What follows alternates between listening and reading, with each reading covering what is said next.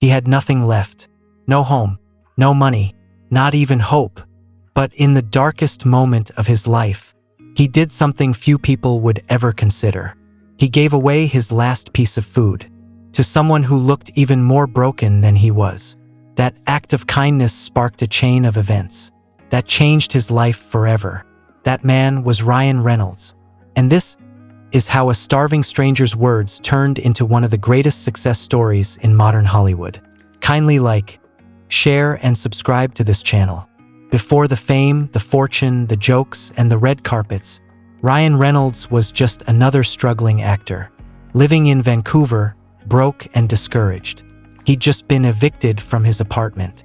His acting gigs had dried up. He was down to his final $5. That morning, he bought a stale sandwich, just enough to keep him going. But as he walked down a cold alley, he saw a man hunched over near a dumpster. Dirty, wet, shivering. The man whispered, "Please, anything. Just a bite." Ryan paused. He was starving. That sandwich was his last. But something inside him somewhere deep down told him to let go. He walked over and handed the sandwich to the man. The beggar looked up and smiled. "You just changed your future," he said. Ryan chuckled. "You've had too much rainwater," he joked. But the man just stared back calmly and said, "One day millions will know your name. You'll be rich, famous, loved. But don't forget this moment, because this is where your rise begins." Ryan shook his head, smiled, and walked away. When he looked back, the man was gone, just vanished. That night, Ryan crashed on a friend's couch, still broke, still hungry, but something felt different. The next morning, he got a random call, a last-minute audition. He almost didn't go, but he remembered the words, "You just changed your future." He nailed the audition. That one role led to another, and another, and another. TV shows, commercials, and then Hollywood. The world would come to know him as the sarcastic, lovable, unstoppable star, Ryan Reynolds. But just when he thought the past was behind him, came knocking again. Years later, now a global icon, Ryan received a letter with no return address.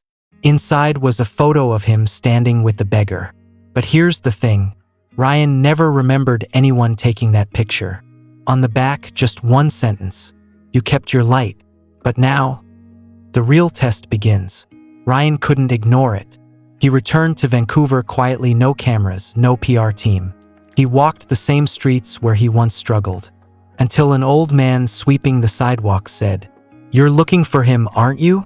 He handed Ryan an envelope with an address scribbled in red ink.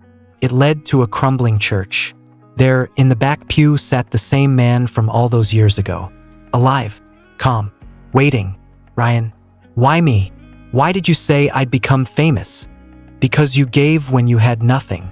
That's the kind of man the world needs to know." He led Ryan into a candlelit room beneath the church. On the walls, dozens of old photos, all different people, all in moments of kindness. In each one, the beggar was there, watching, guiding. "What are you?" "I'm just someone reminding the world that light still exists. And you carried it well." Suddenly, the church trembled. A loud knock echoed. Boom, boom, boom. Ryan turned, but the beggar was gone. Just a note remained. "If you run now, you lose everything. If you stay, you will discover who you really are." Ryan escaped the church and went back to his hotel.